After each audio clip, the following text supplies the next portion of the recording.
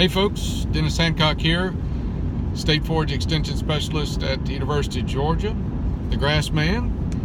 Wanted to talk with you a little bit about fall hay cuttings and what we should be doing and what we shouldn't be doing for that last cutting of the year for Bermuda grass.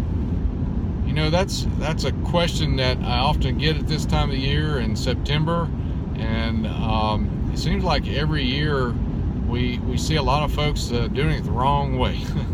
So let me talk a little bit about how to do it the right way. So Bermuda grass going into the fall and into the winter, as the day lengths get shorter, it's extremely important that we allow as much of that photosynthate that plant is producing, the carbohydrates, that it goes down into the roots and into the stolons, the runners that are along the ground, and the rhizomes that are just below the ground. That's where it's storing up its savings. That's its savings account, if you will.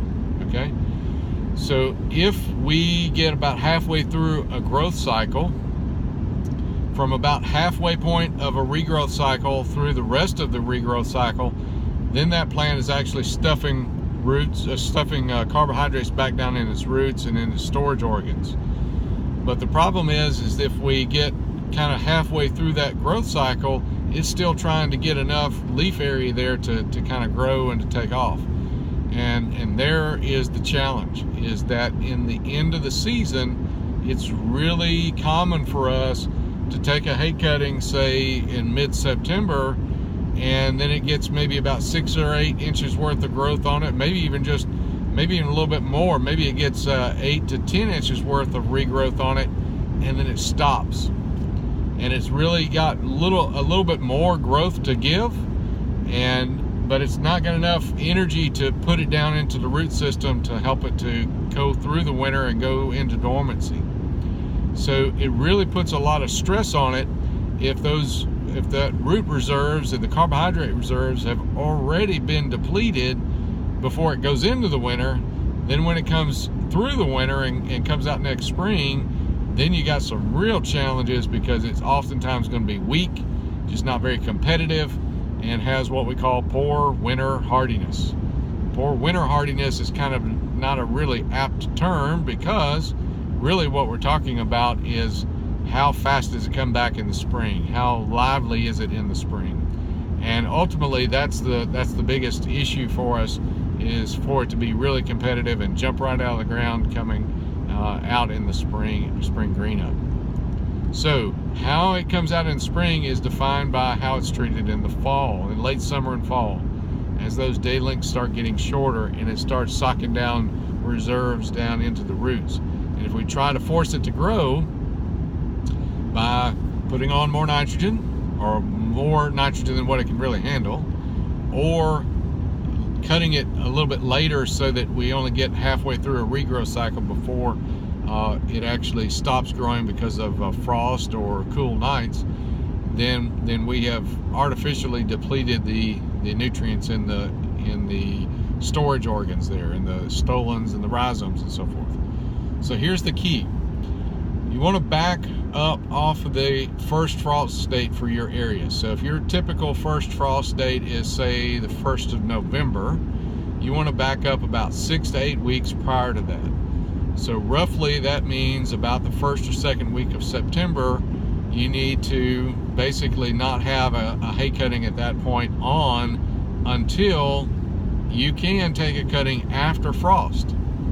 You can take a cutting after it's frosted back, a killing frost, and it's stopped, it's dormant. You can take a hay cutting at that point, or better yet, you can graze it. That would be the best way to do it. Grazing of stockpiled Bermuda grass like that can really work out great, and is a good alternative to other types of winter grazing. Folks in North Georgia and the Mid-South and so forth, they use a lot of stockpiled tall fescue, and that's another great opportunity and another story for another day. But stockpiled Bermuda grass works great. And then the other thing is that you really have the opportunity to make a hay cutting off of that fall growth after the frost. That's the key. The other key is, if you are going to make a hay cutting off of it, do not cut it all the way down to the ground. because what you'll do is you will cut off some of the stolons, and that's where a lot of the carbohydrates are stored, is in those stolons.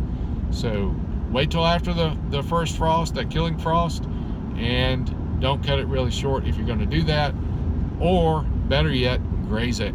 That would be a much more economical way of dealing with that. Anyway, I hope this helps you, and keep in mind that there are a few varieties that grow really well in the fall, like Tifton 85, but there are a few varieties like Alicia, for example, that slow way down. Common bermudagrass slows way down. So once those days start getting really shorter than about 12 hours and 20 minutes, which is about mid-September for most of us, once they start getting shorter than that, it's pretty much game over, and it's hunkering down for the winter at that point. So I hope this helps you out, and if you have more need for information, check us out at georgiaforages.com. I'll see you down the road.